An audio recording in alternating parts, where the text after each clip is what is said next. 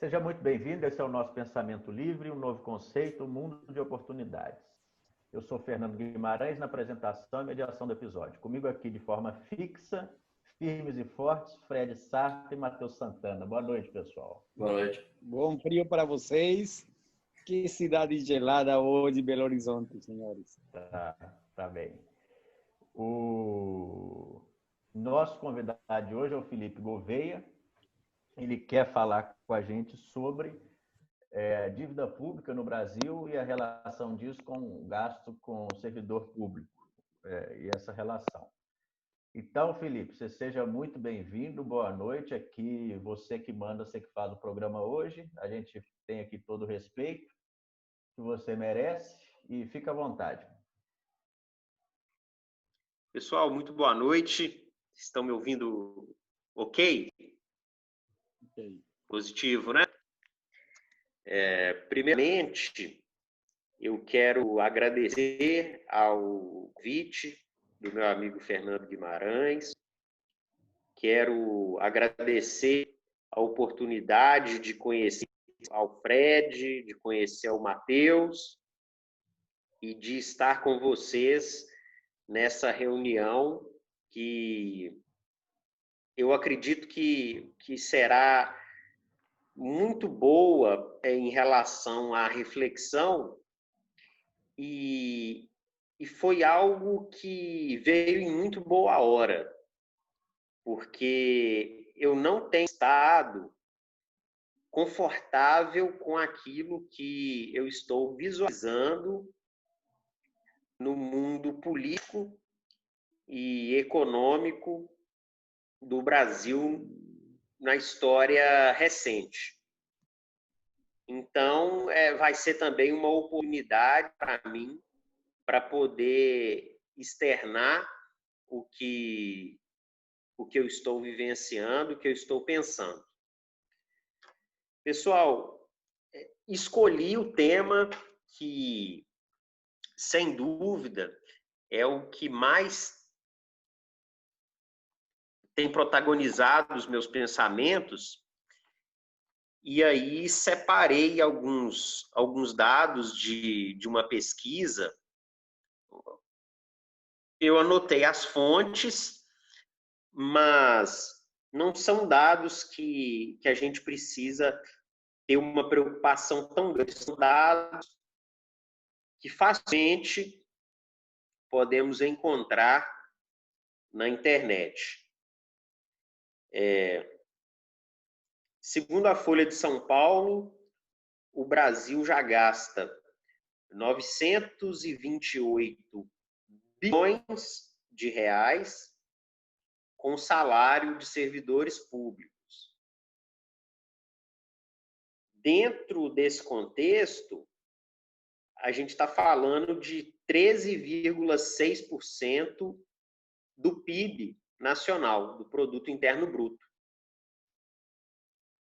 É um valor muito relevante, pelo menos desde que eu tenho me ocupado a estudar esses dados, eu tenho entendido o que são valores altos e o que são valores baixos dentro de orçamentação pública. Em relação à dívida pública do Brasil hoje, ela bateu em 2019 4,249 trilhões de reais. Quanto? Felipe, repete o dado, por favor. Felipe, repete o dado, por favor. Ok. 4,249 trilhões. 4,250 trilhões. 4 trilhões 250 bilhões. Dívida pública do Brasil.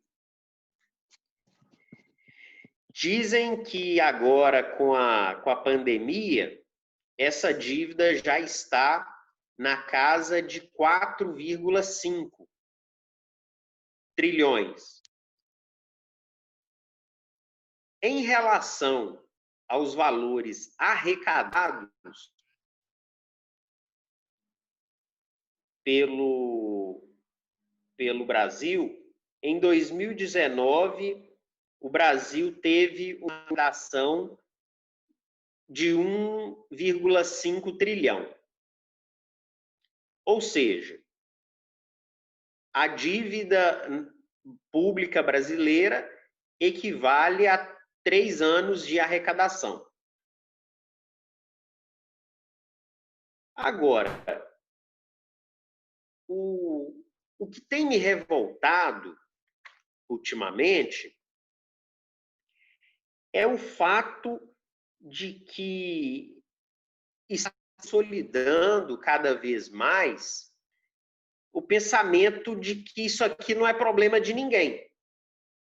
Essa dívida não é de ninguém. E esse pensamento ele é um equívoco gravíssimo. Porque se ninguém quiser pagar essa dívida de 4,5 trilhões de reais, ela não vai parar de crescer. Em 2019, o Brasil gastou quase 1 trilhão para poder pagar juros e amortizações também da dívida. O problema assim, o que é mais desesperador é que o Brasil tem pago a dívida com mais dívida. O Brasil emite títulos da dívida pública, títulos do Tesouro, e com esse dinheiro que ele arrecada, ele paga os juros que já estão vigorando em juros sobre juros. Repetindo, a União, ela emite mais dívida para pagar a dívida. E quem é que se preocupa com isso? Felipe, deixa eu te interromper só um minutinho. Não sei se é desnecessário, mas eu não lembro se eu te falei sobre isso. A exposição inicial do convidado, a gente gosta que ela seja concluída com uma proposta de solução. Eu não lembro se eu te falei isso. Eu te falei isso? Não, não falou, não. Então, se você puder, eu sei que você ainda está no meio do raciocínio, você ainda tem muito o que falar, mas se você puder botar no final uma proposta de solução, eu acho que fica mais legal. Ah, entendi. Beleza? Pode continuar. Em relação a essa... Alô? Dá um alô aí, Fernandinho. Um alô verbal. Te ouço bem, te ouço bem. Obrigado. Então, eu tenho que fazer uma proposta de sugestão. Farei. Com relação à minha fala, eu continuo, dou uma parada? Como é que vocês preferem? Não, continua porque tu ainda não terminaste o raciocínio. Continua. Você vai até esgotar. Se você tiver complementar, você complementa lá na frente. Mas esse primeiro é até esgotar. Beleza. Então, vamos lá. Então, vamos adiante. Então, estão me ouvindo bem? Também estou.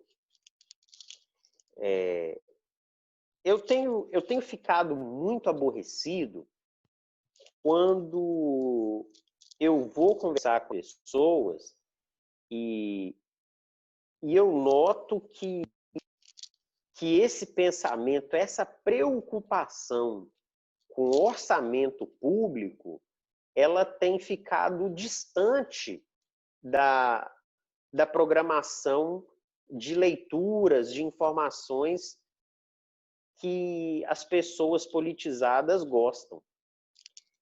E o meu diálogo com essas pessoas ele está ficando bastante limitado. Por quê? Eu convivi com pessoas que querem simplesmente que o Estado seja assistencialista sempre. Em quaisquer circunstâncias, o Estado tem que ser assistencialista. Não importa de onde o dinheiro virá. As pessoas estão pouco se importando com o orçamento. Elas querem direitos. Elas querem direitos. E elas misturam tudo, misturam assistência social com seguridade social, com previdência social, com pagamento de mesada, de anistia em relação ao regime militar, e vão misturando tudo. E uma informação, por exemplo, 2015 foi o último ano de superávit da economia brasileira. De lá para cá, o que nós tivemos? 2014, déficit de 32 bilhões e meio. 2015, 111 bilhões de déficit. 2016, 155,7 bilhões. 2017, 159 bilhões. Já em 2018, com algum arroxo do governo Temer, esse déficit baixou para 116 bilhões e no ano passado baixou para 50 bilhões. Ano passado nós tivemos negociação de empresas privadas, né, de privatizações, cessões onerosas de serviço público, de aeroportos, rodovias. Se eu não me engano, teve algum repasse do BNDES ou do Banco Central para o Caixa da União. Então, esse déficit deu uma diminuída. Pois bem, dentro desse cenário financeiro, orçamentário, dentro desse contexto orçamentário, que as pessoas se negam, umas pessoas se negam em conhecer. As pessoas querem passar longe dessas informações. E as pessoas a quem se incumbe a obrigação de gerir o orçamento, que são os gestores de poder executivo de todos os entes da União, municípios, estados e a própria União, muitos deles se negam em colocar em prática esse equilíbrio fiscal. Eu imagino que o pensamento deles é o seguinte: eu vou passar 4 anos fazendo arroxo. Eu vou pagar tantos por cento da dívida e não vou deixar legado. O que significa? Que o próximo que me suceder vai pegar um caixa mais saudável que eu peguei, vai fazer o nome dele politicamente e vai deixar um legado que esse gestor que arrocha as contas não vai deixar.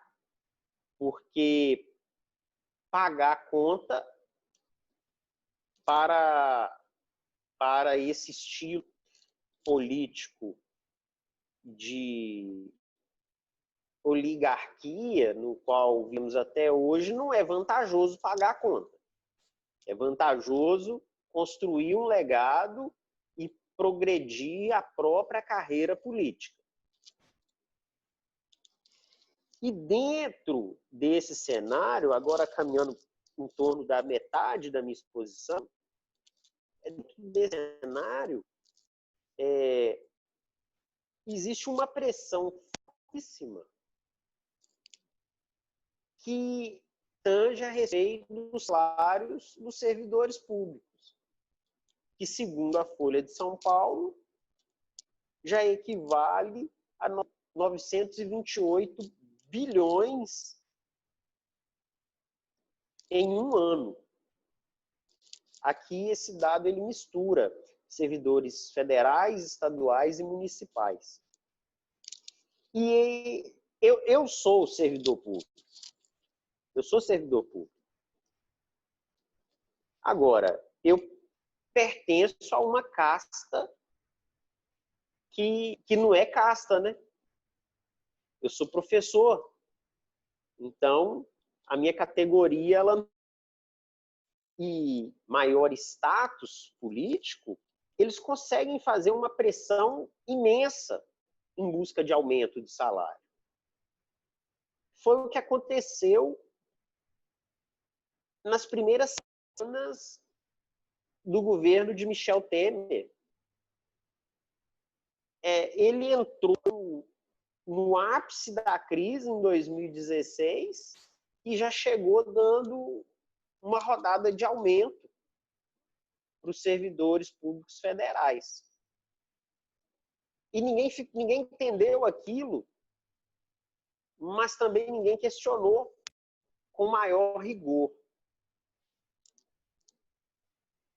Segundo o jornal Folha Dirigida, em matéria do dia 2 de janeiro de 2019, a média salarial dos servidores públicos federais do Executivo está em torno de R$8.000.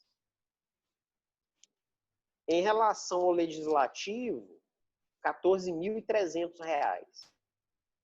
E para o Judiciário, R$16.000.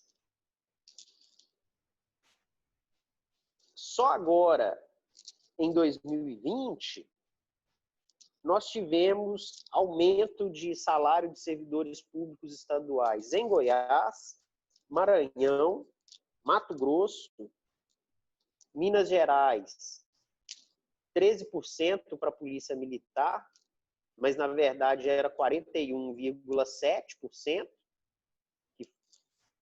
Todos esses aumentos foram agora no ano de 2020.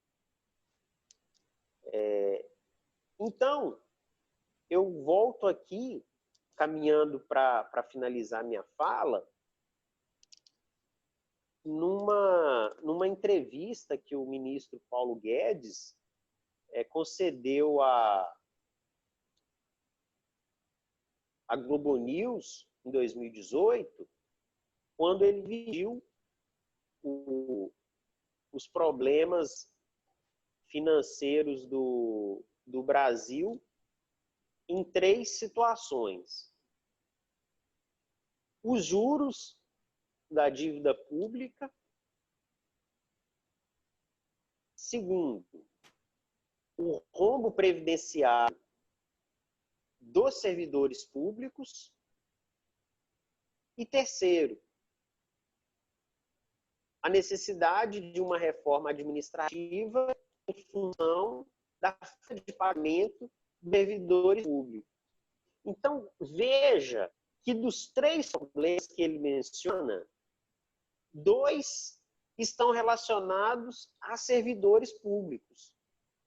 E eu não duvido que o terceiro problema, relacionado ao pagamento de juros da dívida pública, que são juros sobre juros, eles também têm como causa de aumento as despesas com funcionalismo público. Pois, veja bem, se a despesa com funcionalismo público ela é obrigatória, a União vai pagar porque tem que pagar. E se a União não tem como pagar, ela vai emitir título da dívida pública. Se ela aumenta o título da dívida pública, ela aumenta a dívida pública. Aí você volta aí na relação que eu falei, 2014, 15, 16, 17, 18, 19, de todos os anos com déficit de arrecadação, a gente tem dois sinais com esses sucessivos déficits. Primeiro, o Brasil não está pagando tudo que gasta. Segundo, o Brasil também não está pagando a dívida. Ele está somente arrolando a dívida. Ou seja, o aumento exponencial da dívida é perigoso chegar a 100% do PIB. Hoje já está em quase 80% do PIB, que ano passado foi de 7,3 bilhões. Então, eu tenho a tese de que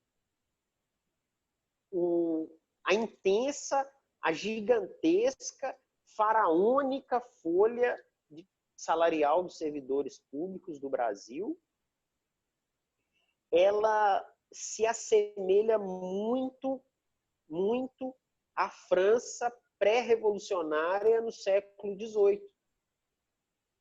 Quando Luís XVI foi deposto por ocasião da Revolução Francesa, o caos da França era o luxo da corte, era o luxo de uma nobreza parasita que estava sangrando uma nação riquíssima como a França no século XVIII. Então, quando eles chamam os funcionários públicos, compara com parasitas, há uma comoção pública de mimimi, considerando isso altamente ofensivo. Mas não é para o pé da letra, é no sentido de que a elite de funcionalismo público do Brasil custa caro, traz pouco retorno e ela sangra o cofre público. Ela sangra. A tese que eu estou defendendo aqui hoje é que boa parte dos problemas orçamentários do Brasil, eles estão relacionados ao alto valor desempenhado por funcionários públicos, ativos e aposentados. Não estou excluindo a corrupção, não estou excluindo as falhas administrativas, as falhas de execução de contratos, não estou me referindo também a essas questões de gerência. Mas nesse ponto específico, eu fico extremamente preocupado, fico extremamente frustrado, e foram esses dados e essas reflexões que eu quis trazer para os colegas nessa noite. Mais uma vez, honrado o convite e feliz por poder expor essa situação que tem me afligido ultimamente. Por enquanto é isso. Obrigado, e eu passo a palavra aos colegas. Não, bom, Felipe, primeiro que tudo, muito obrigado. Muito, muito importante, muito interessante. E o mais curioso de tudo é que vale a pena a gente linkar com a palestra da semana passada, com o encontro da semana passada. Em que sentido? Qual é o projeto de país que se quer? É isso que Felipe nos apresentou? Esse é o projeto de país que se quer? Nenhum, né? Não, sim, por isso, não, mas O projeto de país, de nacionalidade, de orgulho nacional, ter uma dívida trilionária, termos que pagar trilhões, ter que sustentar trilhões de pessoas. Então, eu achei muito interessante esse tipo de continuidade para mostrar que não é fácil. E o processo, o problema, a situação não tem uma solução que você diga, tranquilo. Não, vai cortar e vai cortar muito na carne. Vai ter que doer para, infelizmente, vai doer em muita gente, porque, Felipe, eu sou colombiano, e na Colômbia houve uma transformação muito grande em 1990. A partir de 1990, o Estado colombiano decidiu se reduzir com a Lei 100 de 1990. Essa Lei 100 de 1990 reduziu previdência social, reduziu benefícios e fez um gigantesco plano de demissão voluntária, que foi bem feito, mal feito. Isso a gente não está no mérito neste momento de conversar sobre isso, mas foi a forma que você consegue dizer hoje, caramba, como é possível que um país como a Colômbia, que o que produz não produz muita coisa, que não é um país preponderante, como é possível que R$1 custe 70 centavos de peso?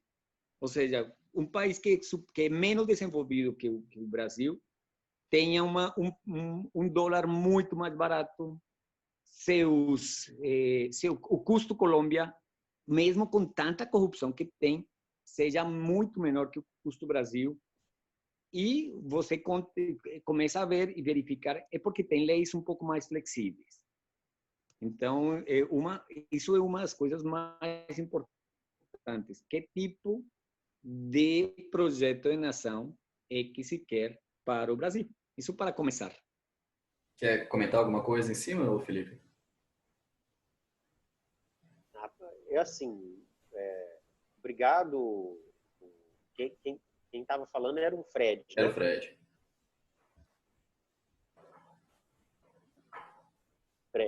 Fred, obrigado pelo seu comentário, pela consideração em relação ao tema que eu propus. Essa expressão que você usou, cortar na carne, é a expressão que muitos comentaristas de economia fazem, e eu vejo que é aquilo que as pessoas estão correndo, né? Correndo contra esse acontecimento, né? As categorias de trabalhadores, elas têm medo e elas estão fugindo e se unindo cada vez mais. E eu achei muito legal Não, pode a ideia, depois eu entro aí. A ideia de projeto de ação. Você foi muito feliz com esse comentário. Não sei se ele é um comentário específico da sua pessoa ou se você está por esse conceito de projeto de nação. Mas é muito importante, não podemos esquecer de jeito nenhum. Projeto de ação é a ideia que tem que ficar. Segue a roda aí, Matheus, por gentileza. Claro. Cara, muito bom, Felipe. Eu gostei bastante da análise que você fez. Eu não vi, acho que nada que eu estou me lembrando agora que eu tenha discordado, né? E o que ficou faltando para mim, assim, eu ouvir de você o que você gostaria que acontecesse, né? O que você imagina que seria o melhor jeito de resolver o problema, porque quando você falou, né, você usou o termo Foi Nobreza Parasita. Acho que todos os três aqui começamos a balançar a cabeça. Se não apareceu no vídeo, pelo menos internamente, a gente concorda muito com isso. A gente concorda que falta responsabilidade mesmo, né? Essa cultura do assistencialismo virou uma cultura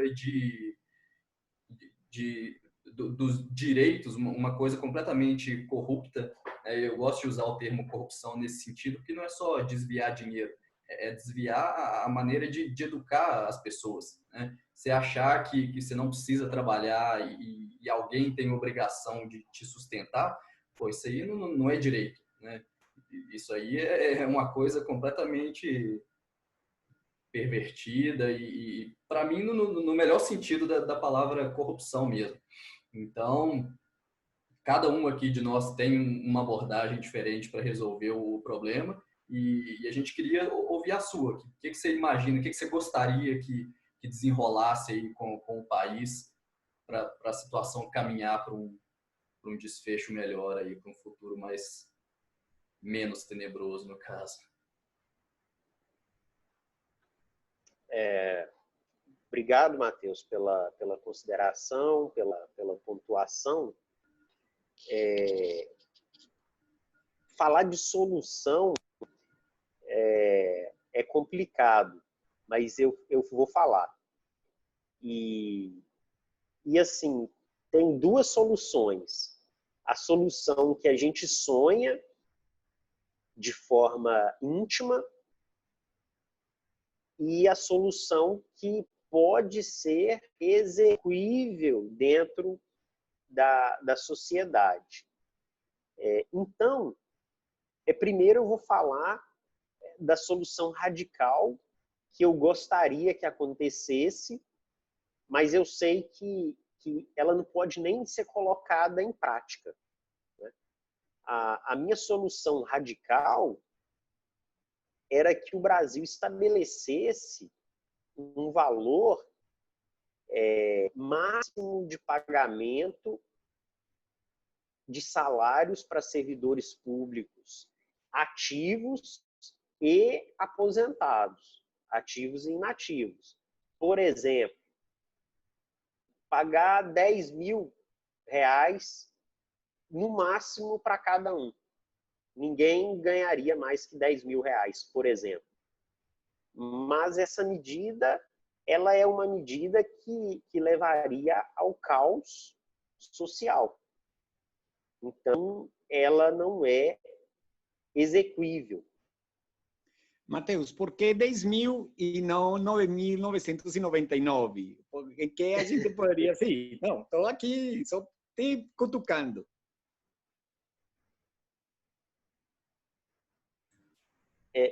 Eu pensei em R$10.000 porque até dezembro o equivalente a 10 salários mínimos brasileiros. O salário era 998, eu pensei, acho que 10 salários mínimos seria um valor líquido, sem impostos, bom para que qualquer cidadão tenha razoável conforto. Mas, como eu disse, essa é a minha proposta. Oi. Acho que agora eu posso dar uma contribuição, porque esse é um tema que eu já refleti muito sobre ele. Esse valor, esse teto. Não seria, eu ainda sou gente boa, não seria o teto do recebimento do vencedor, seria o teto da entrada, ou seja, o teto que vai no edital do concurso. É o salário que o servidor, né? Estou falando aqui federal, municipal e estadual. Com base em dois dados. Esse primeiro do IBGE, acho que os dois do IBGE. O salário médio do trabalhador seletista no Brasil é de R$ 2.300, salário médio. O salário mínimo ele não é um salário de mercado, ele é arbitrado, mas esse aqui a gente pode dizer que é um salário de mercado, porque ele é o médio. 2.300, 2,3 salário mínimo. E a renda necessária para fazer parte dos 10% mais ricos do Brasil são R$ 5.000 por mês. Então, se um servidor ele entra, seja no municipal, estadual, federal, com 5 mil de salário, ele já entra compondo os 10% mais altos da pirâmide. Então, eu acho que 5 mil é mais razoável do que 10 mil. Aí, quando você tem a oportunidade de falar isso, a gente pensa assim, eu tive duas passagens pelo Ministério Público aqui, e eu tive a oportunidade de entender como é que não funciona, né? Porque são 3 carreiras básicas: a carreira de oficial, a carreira de analista e a carreira de membro. É muito parecido com a carreira do Tribunal de Justiça. Se você paga 5 mil para o analista, ele vai progredir na carreira e eles não acham interessante que esse analista lá na frente ele ganhe mais que o promotor que está entrando. Então, acho que por isso que eles colocam o salário do promotor 5 vezes maior que o do analista. Eu falo, pô, sacanagem, né? O analista ganha mais que o promotor. Então, é por isso que esse tipo de coisa acontece. Então, acho assim, considerando que, por mais que tenha se vendido a mentira, que o Brasil deixou de ser pobre, o Brasil é um país pobre, fodido, triste mesmo. Minas Gerais é um pouquinho melhor, né? Que é um pouquinho menos pobre que a média, mas eu acho já descabido alguém entrar num serviço público ganhando mais de 5 mil reais. E um verdadeiro escárnio está lá no edital para todo mundo ver que tem um concurso aberto e que o cara vai entrar ganhando 27 mil. Ele vai ganhar mais que 27 mil, claro, né? Que ele vai ter um monte de coisa, mas o do edital. Então, isso existir e está aí para todo mundo ver, para mim já é um escárnio. Isso eu queria falar para você só em relação a essa questão desse teto. Aí você faça por gentileza, seu comentário, e depois eu entro com as outras considerações aqui que eu pretendo fazer também. Obrigado pelo dado que você trouxe. Eu também acho que 5 mil reais seja um salário razoável. Eu coloquei 10 mil porque eu conheço muita gente, muita categoria de pessoas que estão na faixa dos 15, 20, servidores da segurança pública, com uma patente entre média e alta, ganhando 13, 14. Então, eu mencionei o valor. Repetindo, essa é a proposta que eu não acho que pararia, né? Que ela estaria relacionada, de certa forma, a um calote, a um confisco, e isso quebra a segurança jurídica. Logo, isso tem consequência negativismo geral no setor de investimentos, né? Aí, a prosperidade econômica ela está ligada à confiança, à positividade. E medidas como essa, infelizmente, não podem ser postas em prática. Mas, Felipe, se a gente pensasse um pouco diferente, só te interrompendo, no para frentemente, você acharia um completo absurdo que a partir de amanhã o teto é 5 mil, a partir de amanhã, se você pretende ser servidor público, quem está dentro, beleza, tipo assim, no final das contas, você fazer um para frentemente não vai adiantar quase nada, porque o que está causando essa calamidade. Na verdade, e aí agora falando dentro de um ponto de vista libertário, por que seria interessante um salário baixo? Quais seriam as benesses de um salário baixo? A pessoa iria dizer, caramba, trabalhar no setor público não vale a pena. A gente tem que mostrar de que não equivale o interessante é que a pessoa diga, caramba, para ganhar 5 mil reais, caramba, ganhar 5 mil reais, sabe uma coisa? Eu vendo tal coisa e vou ganhar o dobro, e você vai conseguir aumentar, você vai criar aumentar um número de empreendedores. Então, se você desestimula o número de funcionários públicos, se você desestimula a dependência, a depender do Estado, se você faz tudo possível para que menos gente vá para o serviço público, certamente você vai ter dois resultados. O primeiro, vai ter mais empreendedores, mais pessoas querendo ganhar mais dinheiro pela própria conta, querendo solucionar problemas das pessoas, querendo vender soluções, resolver problemas, ajudar e, individualmente, ajudar a que se tenha uma sociedade melhor. E segundo, se o custo do Estado fica menor, a gente vai poder reduzir essa dívida trilionária que se tem. Então, eu acho que uma medida dessas é horrorosa, é difícil de implantar, mas seria uma forma de dizer, caramba, vamos dar uma volta, vamos permitir que o empreendedorismo seja quem vai nos tirar desta e fazer dar uma virada radical, totalmente radical, do que acontece atualmente. Felipe, deixa eu retornar só para deixar claro que eu não discordo da sua projeção, que realmente pode gerar uma série de coisas negativas, você cortar o salário de quem ganha muito no setor público. Não estou dizendo que eu sou contra, né? Eu só estou dizendo o seguinte: qual que é o recado que a gente dá no para frentemente aqui? Olha, nós estamos entrando numa calamidade econômica e eu entro aqui na internet, eu vejo edital de 7 mil, de 10 mil, de 17 mil. Qual o recado que está dando? Que isso vai se perpetuar com o país endividado, nesse ponto que você falou? Eu acho que o recado, ainda que seja quase que simbólico, né? Você não toca nesse gasto alto que você colocou no início da sua fala, mas você fala, ó, daqui para frente é impossível. Então, com base na pobreza desse país que a gente conhece, a gente vai ajustar esse salário. Esse é o para frentemente. Aí eu não sei que efeito adverso teria mexendo no para frentemente. O que você acha? Eu acho que vocês têm sido felizes com as colocações e esse corte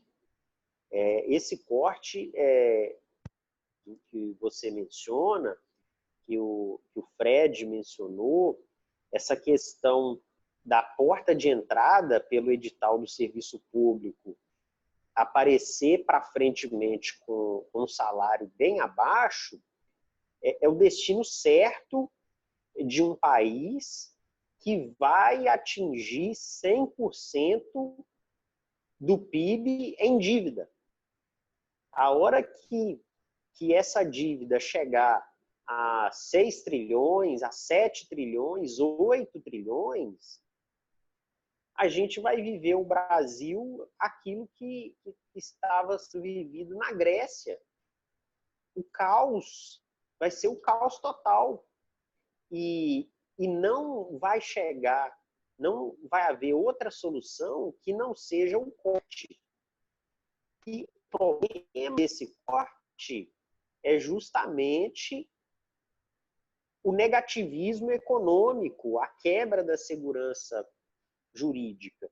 Então, faz todo sentido esse comentário de vocês. Agora, deixa eu apresentar de fato a minha proposta. Talvez eu mesmo tenha que se é possível. Talvez você, na área contábil, possa adicionar um comentário. Mas, veja bem, eu estive pensando que o imposto de renda para esses servidores públicos que estão ganhando 20, 25, 30 mil, 39 mil por mês, o imposto de renda deveria ser maior para esses servidores públicos. Só que eu acredito que essa proposta ela seja também ilegal do ponto de vista da quebra. Pessoal, então, a respeito da minha proposta, ela se refere a uma solução a curto prazo da diminuição de pagamento de privilégios, né? Eu já não vou nem chamar de salário, eu vou chamar de privilégio. Salário é a remuneração equivalente ao serviço prestado. É isso que é salário. Agora, o cara ganhar 20 mil, 25 mil, 30 mil, isso é privilégio. Porque, pensa bem, vamos imaginar aqui, uma empresa multinacional que movimenta bilhões de dólares, que ela tem servidores não, ela tem empregados recebendo 50 mil por mês. Ok, tá tudo certo. Ela movimenta esse dinheiro, ela movimenta essa riqueza e ela pode pagar por esses salários. Agora, qual a riqueza que a União produz? Qual a riqueza que os estados e municípios produzem? Eles não produzem absolutamente nenhuma riqueza.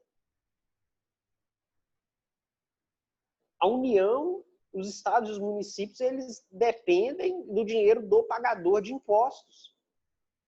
Então, eu acho que o Fred foi muito feliz quando ele diz que as pessoas querem a carreira pública. Há uma corrida em relação à carreira pública, porque a carreira pública ela tem duas características, três, na verdade. Primeiro, estabilidade no emprego. Segundo, garantia de pagamento. O Estado não quebra. Quando ele quebra, ele emite dívida pública e o dinheiro aparece.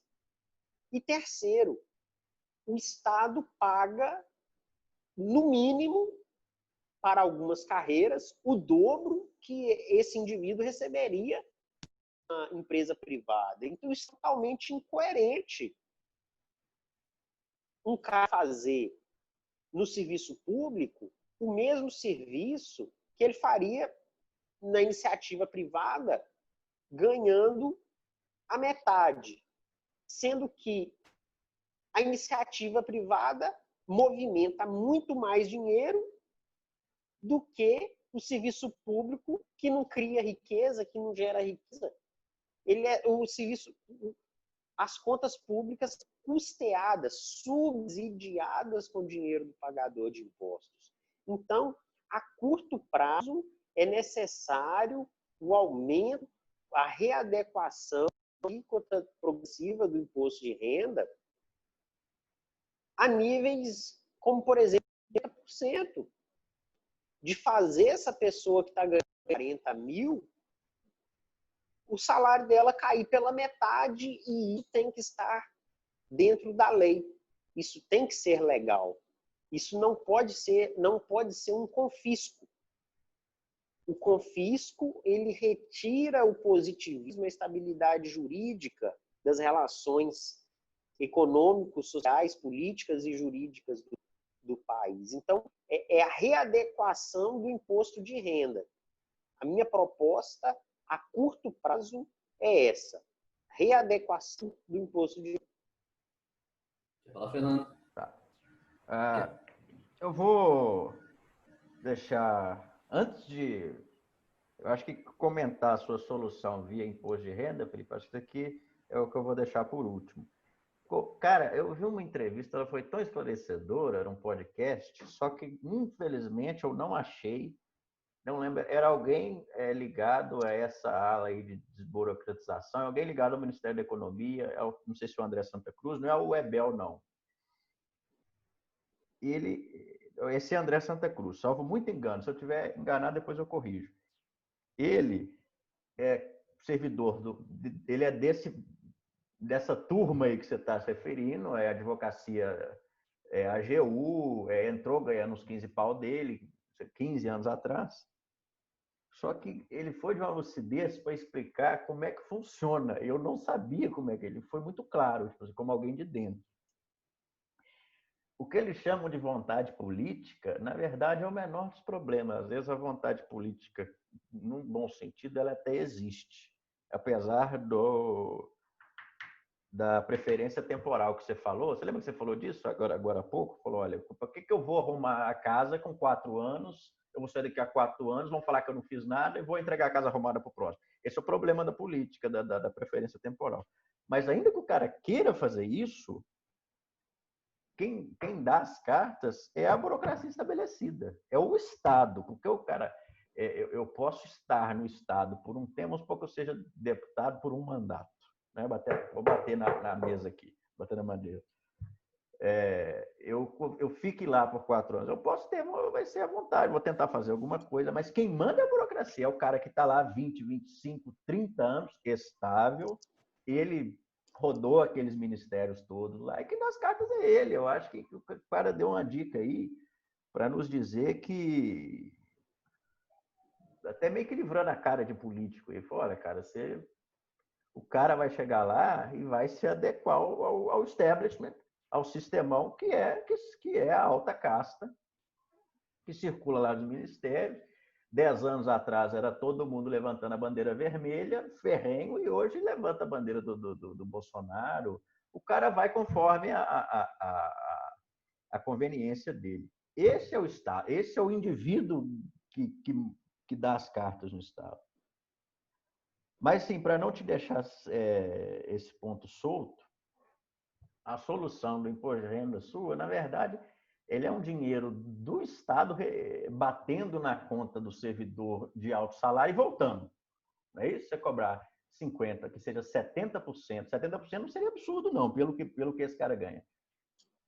Você pagar 100, tem servidor que ganha 100 mil reais, né, pelos penduricados. Você pagar 100 e pegar 70 de volta, é um dinheiro que bateu e voltou. E é como assim, você alimentar a arrecadação do Estado para ver se ele faz alguma coisa de efetivo ou de eficiente para reverter esse quadro. Eu não acredito nisso, então eu vou já entrar com a minha... Mas, Fernando, veja, na medida que você vai reduzindo o Estado, então, por exemplo, vamos dizer, segurança, vamos acabar com todas com as polícias. E agora a polícia vai ser todo privado. Então, mas agora o meu salário. Não, você já não vai ser não vai ser mais polícia militar, polícia civil. Você vai agora para uma das 500 empresas de segurança privada que vai ter o país ao longo de todos os estados. Ok. Vamos acabar com o Ministério da Educação, e agora toda a educação vai ser do jeito que qualquer pessoa, qualquer investidor, qualquer empreendedor queira fazer educação. Não precisa ser um plano nacional de diretrizes, porque o que acontece em Amazonas é diferente do que acontece em Santa Catarina, e do que acontece em Porto Alegre é diferente do que acontece em Pernambuco. Então, você vai... E se eu tenho muita habilidade em matemática, eu vou querer e vou estar orientado a estudar mais matemática do que estudar geografia, história, matemática, português, língua estrangeira e toda a série de situações. Então, se eu permito, descentralizo e digo, a partir de hoje já não tem mais Ministério da Educação e toda a educação vai ser privada, toda. Se acabaram todos os professores. Mas o que eu vou fazer? Não, vai, entre se cooperativize, se você quiser, compre uma escola. Vamos leiloar este espaço que se chama Escola Fernando Guimarães. E então, todos nós professores, nós que somos professores, vamos nos juntar como uma cooperativa, vamos entrar e vamos administrar essa escola como um negócio. Então, de forma arbitrária e totalmente louca, pode-se reduzir isso, e aí então teríamos um Estado cada vez menor, e aí a gente poderia solucionar esse super problema trilionário que o país tem, sem mexer em imposto de renda. Sim. Eu vou te complementar, você está falando que eu nunca... Porque a solução via alíquota, por exemplo, parece que é para tudo, né? Vamos lá, o Estado arrecada mais e quando ele arrecadar muito, ele vai resolver os problemas. Eu acredito, sinceramente, na progressão da progressão da sua projeção que você fez lá na sua primeira fala, Felipe, e um colapso. Eu não acredito que isso vai reverter. Havendo um colapso, o recado que nós que estudamos nessa área do colapso podemos fazer é se adaptar a uma nova vida, a um novo mercado em que o Estado não vai prover mais nada. Então, a gente tem uma moeda para operar já, algumas, né? Então, se a inflação disparar de novo, a gente está protegido disso. E pensar, usar e debater como que nós vamos viver quando o Estado finalmente vai estourando orçamento, vai fazendo dívida. Uma hora, não sei bem como, isso vai explodir. Então, eu acho que o nosso papel é descobrir como nos proteger disso e ajudar as outras pessoas também a viver nesse novo mundo. Porque se você vai depender do Estado até lá na frente, a hora que ele quebrar, você quebra junto. E essa é uma preocupação humanitária. Diga lá. Isso. Só te fazendo uma correção. Vou pegar a picuinha agora. O Estado já não provê, né? O Estado opera com base naquela conta que você falou. Ele te dá 100, toma de volta 70, né? Então, ele embolsa uma diferença ali, ele gera um atrito e, no final das contas, não acrescenta nada. É o que o Felipe falou. O que ele produz? Absolutamente nada, né? E aí, para trazer as falas um pouco mais, uma para perto da outra, eu tenho para dizer o seguinte, acho que o Felipe já percebeu que a ideia dele não é tão radical assim, né, comparado com as nossas. Acho que todo mundo tem a ideia que ele achava que era radical, né, colocar um teto de 10 mil, aí vem o outro e fala, não, 5, aí vem o outro e fala, não, menos. E no final das contas, quem é que deveria ter o poder de decidir isso? É quem paga, né? O Felipe pontuou, outra coisa que ele pontuou muito bem, né? O cara que pode pagar, sei lá, 50 mil para o CEO dele, né? O dono de uma empresa que pode pagar 50 mil para o CEO dele, paga feliz porque o cara aumenta em 100 mil o faturamento da empresa. Então, faz todo sentido, é uma coisa sustentável, é uma coisa que beneficia todo mundo. E o Estado é a lógica contrária, né? O pagador de imposto tira, né? E para ele não dói tanto porque cada um contribui com um pouquinho, né? E de pouquinho em pouquinho a gente vai reforçando essa cultura de irresponsabilidade, de mascarar privilégios como se fossem direitos. E aí, algumas gerações depois, a gente tem a carga tributária que a gente tem. Então, não é uma coisa que se resolve do dia para a noite. Outra coisa que foi bem pontuada aqui, não se resolve do dia para a noite, é na paciência e é na dor. Né? Quando você fala para a pessoa, que seja seu filho ou qualquer pessoa que depende de você, né? Eu não vou mais te bancar, a resistência vai ser imensa. Né? Então, quando o Felipe fala, né, essa solução de colocar um teto de 10 mil não vai acontecer. E eu concordo com ele, não vai acontecer, e o motivo de não acontecer é que o choro vai ser inaudível. Né? Ninguém vai querer perder essa mamata, né? Ninguém quer ter que ir para o mercado e de fato entregar um trabalho bem feito para merecer o salário. É muito mais fácil ter estabilidade.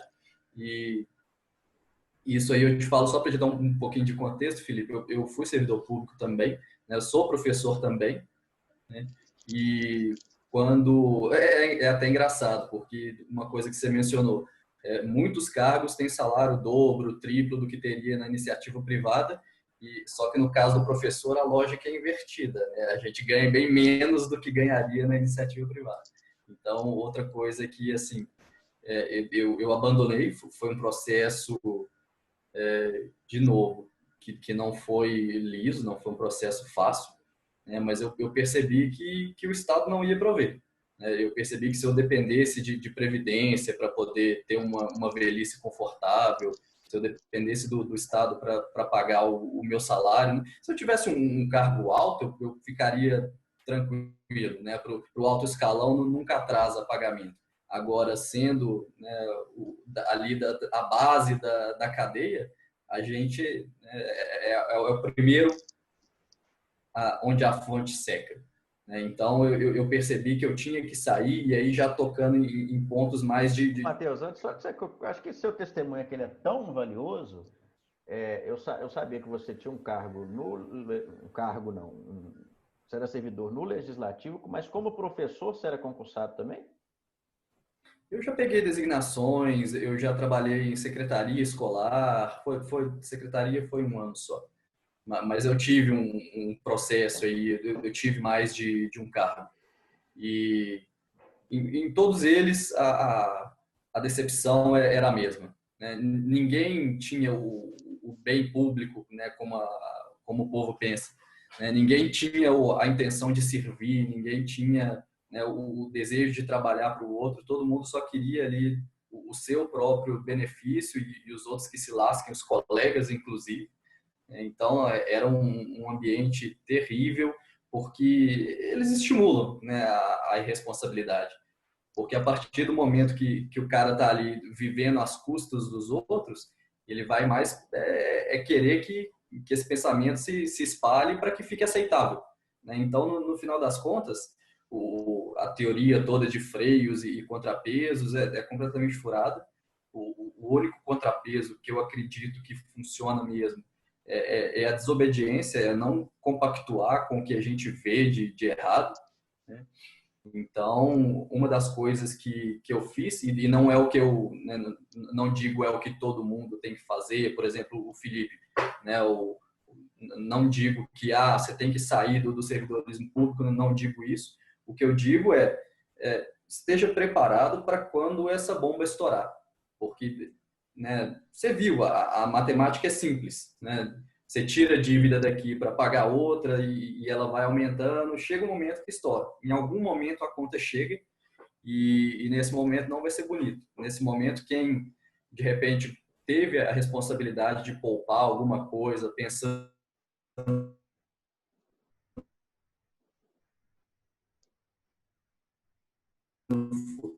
e colocou lá no tesouro. E quando o calote da dívida acontecer, quem é que vai ficar sem o dinheiro? Quem investiu no tesouro direto.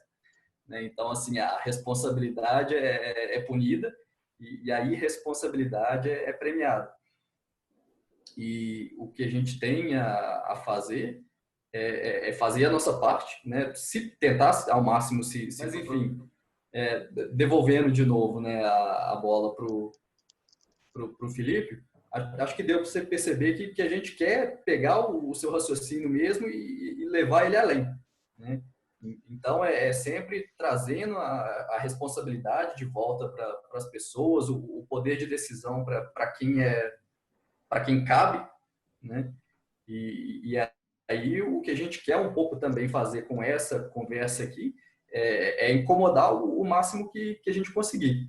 Né? Porque enquanto as outras pessoas aceitam esses absurdos como normal, todo mundo vai sofrer. No final das contas, a sociedade paga essa conta. Né? Os salários absurdos, as viagens de jatinho e as lagostas, né, no café da manhã, no final das contas, é a sociedade que paga. Então, quanto mais a gente conseguir, né, aumentar o desconforto de todo mundo, mais a gente consegue trazer a situação para um equilíbrio melhor. Felipe, você está um bom tempo sem falar já, mas eu queria abrir um parêntese só para antes de voltar para você, que todo mundo aqui tem a sua história e eu percebo o seguinte, eu acho que isso não você vê que está pesado, né? É um assunto pesado, mas a gente deixa bem claro o seguinte, todo mundo aqui tem alguém muito próximo, muito querido, que é servidor público, do alto, né? Talvez desse ponto que nós estamos falando, algum parente próximo, e a gente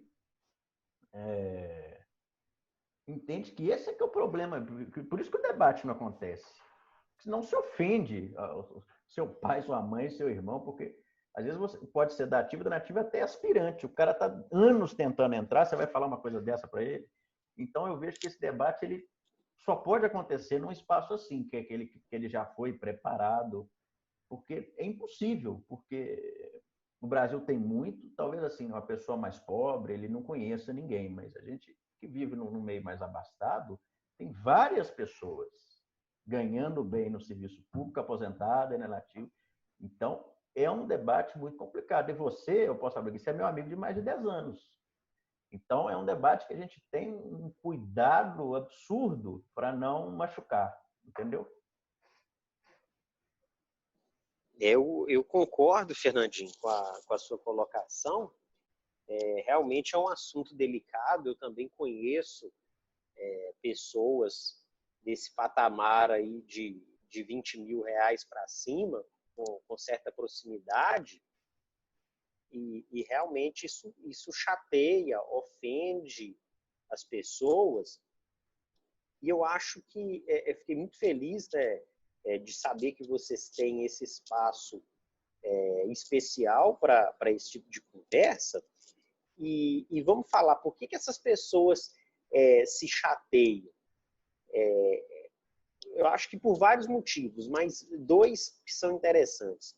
Por ideologia, por achar que o Estado ele tem que viver ao pé da letra o princípio da dignidade da pessoa humana.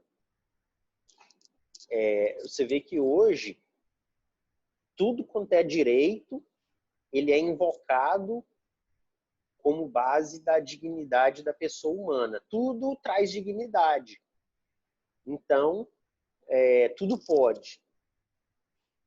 Se for para trazer a dignidade da pessoa, mesmo que isso aumente gastos públicos. E segundo, porque as pessoas elas se recusam a tomar informação referente à economia, entendeu? Parece que a gente tem uma melhoria muito grande do conhecimento da política. Eu vejo que nos últimos 5 anos, o jovem de 15 anos, 16 anos, 17, ele está muito mais antenado na política, e isso é bom. Agora, falta associar essa questão com a economia.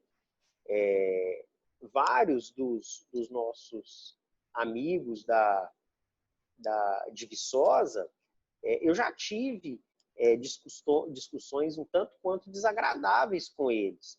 E com toda respeitabilidade, nunca leram uma linha sobre economia, sabe? E aí fica difícil, porque o Felipe hoje ele falou sobre milhões e falou sobre bilhões. Poxa, mas tem 7 anos que eu estou estudando. E não foi fácil chegar a ponto de ter um conhecimento pequeno sobre o orçamento público. Meu conhecimento é pequeno. E as pessoas se recusam, é um negativismo. O dinheiro vai acabar, vai haver o colapso, vai haver o caos social. Está todo mundo fechando os olhos e vamos esperar o caos acontecer. E aí, deixa eu só comentar a fala do Matheus. O Matheus colocou que eu pensei que a minha proposta fosse um pouco radical, e aí vocês vieram com a proposta um pouquinho mais radical. Muito bom, gostei mais, porque eu ficava pensando, pô, estou sozinho no mundo, será que eu penso nisso? Entendeu? Eu penso no confisco, no calote.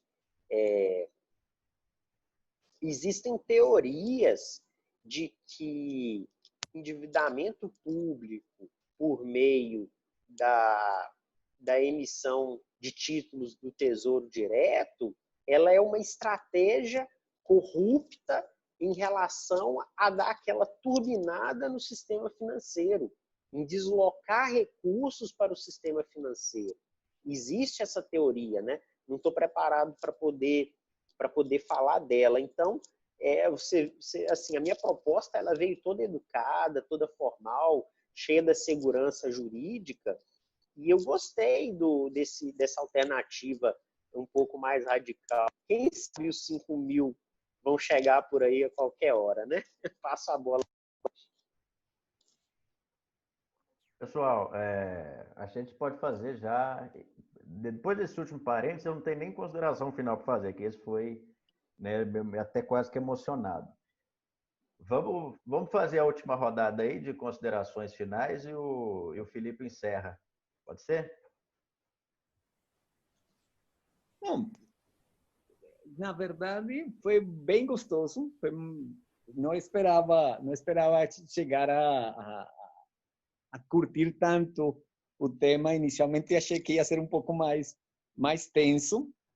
Sério, pensei, caramba, funcionalismo público com funcionário público, isso vai ser difícil. Chamou para o Fernando, o que é isso? Que ideia é essa, cara? O que você está fazendo?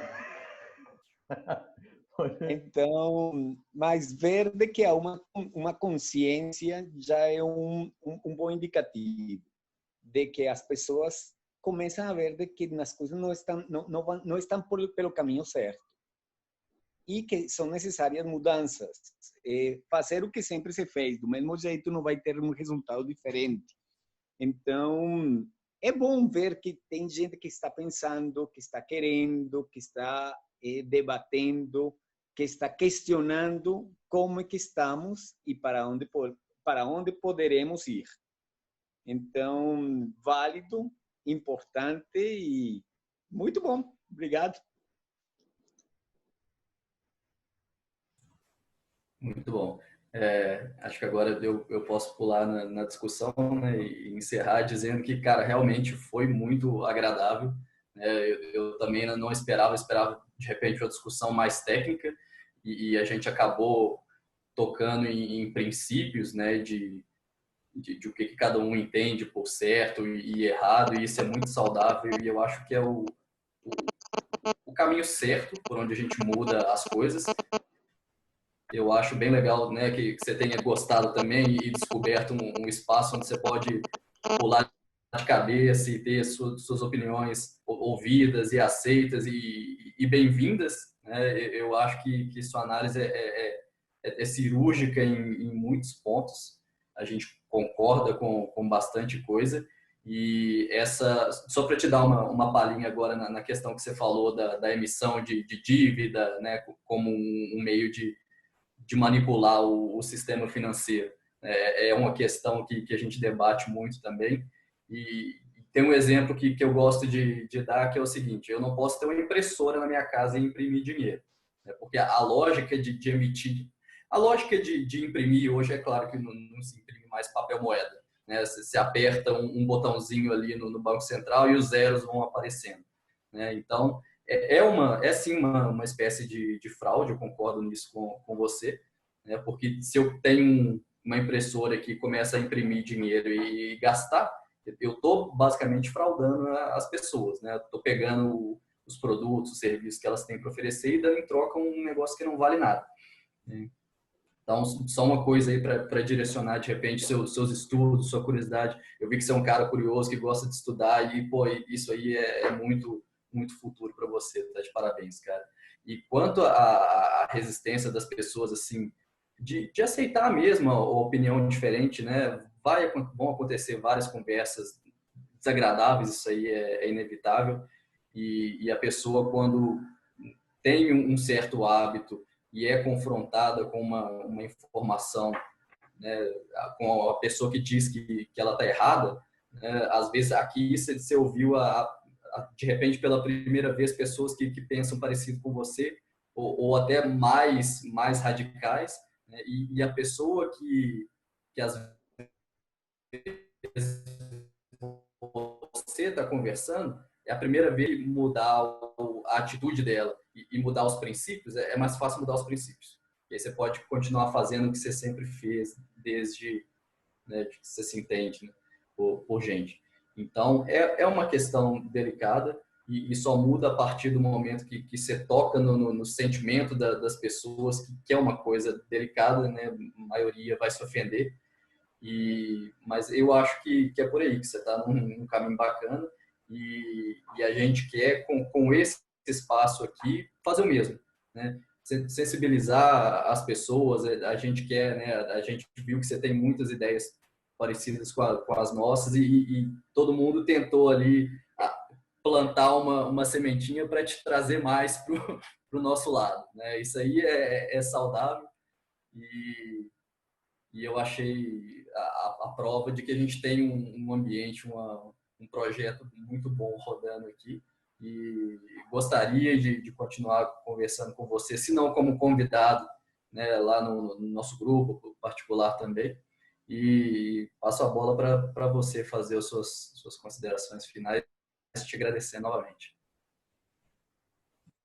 Obrigado. Então, Matheus, muito obrigado pelas suas palavras foram confortantes e reconhecedoras.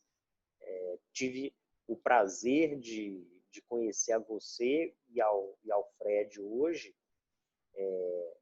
Sinto que são pessoas de boa energia e obviamente, também por isso, estão no grupo de amigos do meu amigo Fernandinho.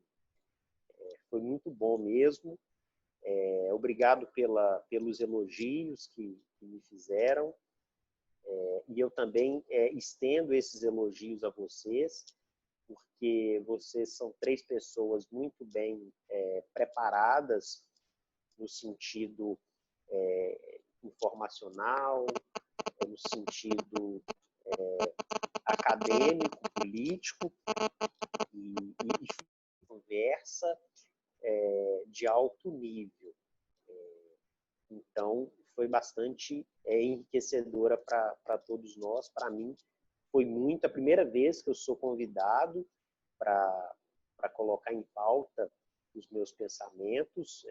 Fiquei muito feliz de verdade, sabe? Não é sempre, vou fazer minhas considerações finais. Eu fiquei feliz de verdade. Eu me preparei desde a segunda-feira ali, conversando com o Fernandinho, para que tudo desse certo. E veja só, realmente a gente concordou em muita coisa. Eu sei que ao longo desses encontros que vocês farão, haverá situações da discordância e, eventualmente, até mais discordância do que concordância. A discordância me parece produzir mais reflexão por ser mais intensa. Mas eu acredito que talvez esse nível de concordância que tivemos hoje, ele possa ser um gás recíproco de renovação. Eu renovo aquilo que eu já tinha em tese e vocês renovam as teses de vocês. Então, mais uma vez, muito obrigado pela oportunidade. Estou aberto, né, para a gente manter os diálogos em diante, né, seja no WhatsApp ou quaisquer outros convites que fizerem. E numa situação aí sem pandemia, a gente tomar um suco, um refrigerante. Eu parei de beber. Hoje eu vou ser em Belo Horizonte. A minha namorada mora em Belo Horizonte. E é hora dessa, a gente se esbarra aí. Beleza? Perfeito. Felipe, diga. Primeiramente, né, já que você é a estrela aqui hoje, né? Primeiramente agradecer ao Fred e ao Matheus, foi muito bom. Que bom saber que vocês estão se divertindo aqui também e que está sendo importante para vocês também. Felipe, uma honra você ter aceitado o nosso convite, você ter participado aqui e ter levantado esse ponto no final. Quando eu pensei nisso aqui, eu não pensei em concordância em momento nenhum, pensei só chegar um cara discordando aqui, nervoso e tal. A concordância hoje foi um acidente. Foi um acidente. Foi um acidente, mas foi excelente. Você sempre me surpreendendo positivamente. E feliz de ter te proporcionado uma noite de quarta muito legal, que você tenha saído mais feliz. E que eu vejo que aqui a gente tem um produto, né? A gente vai encerrar essa gravação aqui, a gente está formando bons produtos. Não vai ser colocado à venda, mas é um material que eu acho que pode entreter as pessoas, né? Então, beleza, pessoal. Muito obrigado mais uma vez. Boa noite e até a Boa próxima com um noite. novo convidado. Boa noite. Ok, muito Boa bom. Boa noite. noite. Tchau.